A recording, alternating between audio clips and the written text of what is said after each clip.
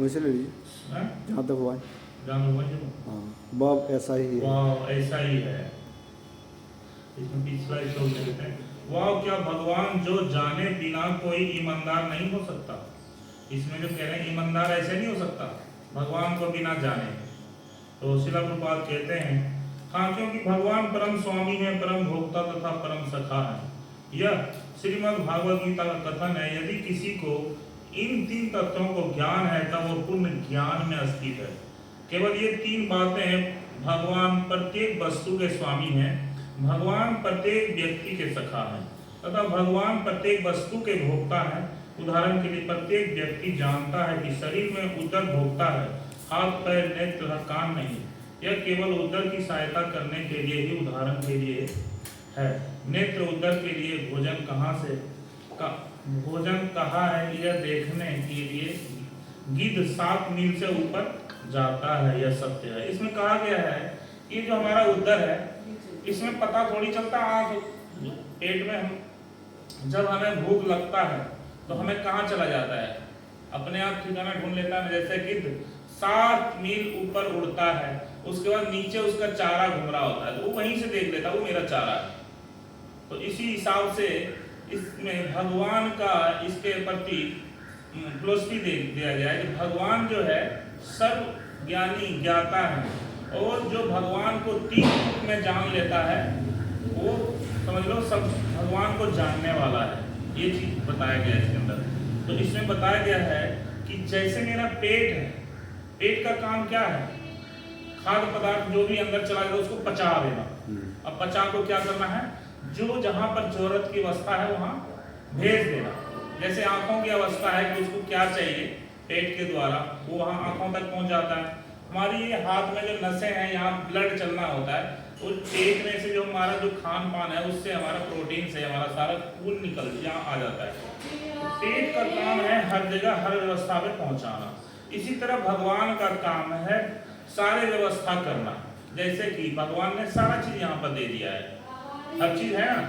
अब देखो petrol diesel ये सब चीज कहाँ से आता है, किसने व्यवस्था किया, वो तो पहले भगवान ने खाद्य पदार्थ दे रखा है ना, तो निकलता है तभी तो हम लोग आगे करते हैं। तो यही है भगवान समझा रहे, इसमें फिलॉसफी है कि सब चीज करने वाला भगवान है। हमें 3 तरह से जान लेते हैं तो समझ लीजिए ज्ञानी है, मतलब भगवान को जान लिया, ज्ञाता बोलते हैं। जैसे कि भगवान को जानने के लिए 3 तरह से जानना होता है, इसमें बहुत सारा चीज दिया गया है। तो जैसे हमारा पेट का काम है खाद्य को पचाना, और उसके बाद जिस स्थान पे जहाँ है, जैसे आंखों को क्या चाहिए, पेट को क्या चाहिए, पैर को क्या चाहिए। जैसे कि हम एक पेड़ के जड़ में पानी डालते हैं तो पूरा पौधा अंकुरित हो जाता है। तो इसी तरह भगवान है कि जब भगवान सब चीज को देख रहे हैं वहां से और सब व्यवस्था कर दिए हैं हम लोगों के लिए। जैसे अभी बहुत सारा चीज चल रहा है, परेशानी हो रहा है, कितना परेशानी हो रहा है, लेकिन व्यवस्था कर रहे हैं हम लोग, व्यवस्था को खराब कर रहे हैं। हम लोग व्यवस्था को खराब कर रहे हैं, भगवान का दिया हुआ सब चीज हम लोग अपने मनमाने ढंग से कर रहे हैं, लेकिन ऐसा नहीं होना चाहिए। जब व्यवस्था भगवान ने बना दिया है सबके लिए तो उसको सब चीज पहुंचना चाहिए। और जब टूटी आ जाता है, देखो शरीर में कोई दिक्कत आ जाता है, परेशानी आ जाता है, क्या होता है, बीमार हो जाता है। कोई अंग में कोई चीज नहीं पहुंचेगा, ये हाथ में अगर ये खून नहीं पहुंचेगा तो हाथ बेकार हो जाएगा, कोई काम का नहीं, पहले से हो जाएगा, पहले से हो जाएगा ना। तो इसी तरह भगवान कह रहे हैं उद्दर, भगवान उद्दर है, हर जगह हर सामान को इसमें पचा के और भेज देते हैं। आगे बढ़ते हैं।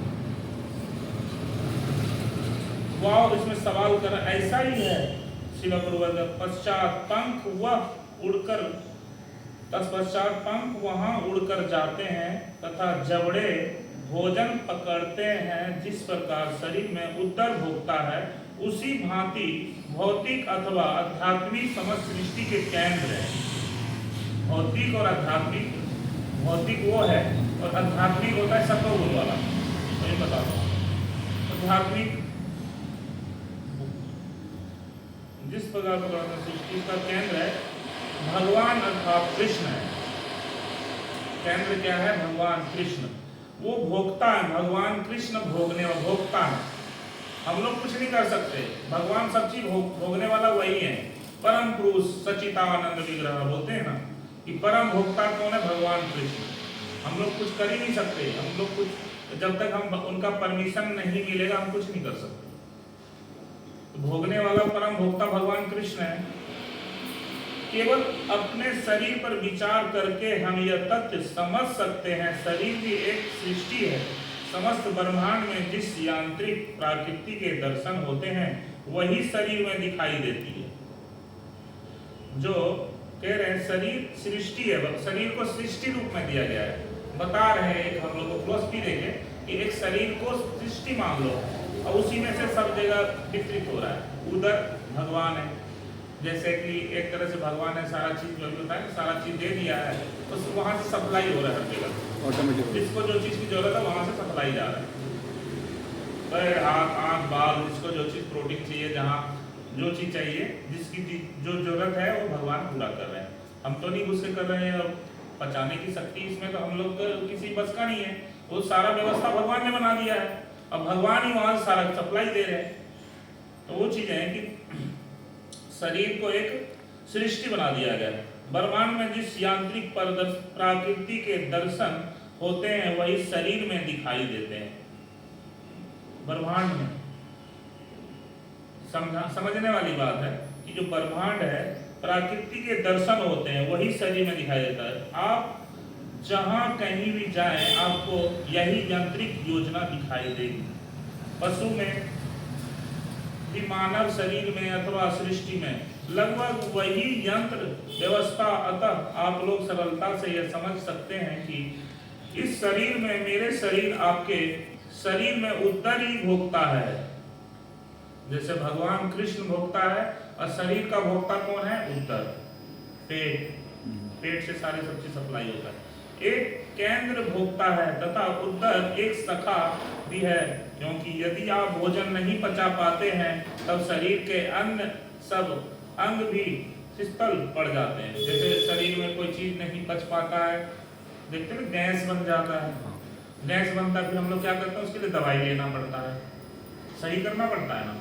उस यंत्र को सही करते हैं फिर वो सप्लाई शुरू कर देता है। भगवान ने सब चीज बना तो दिया है, कभी कभी खराब हो जाता है।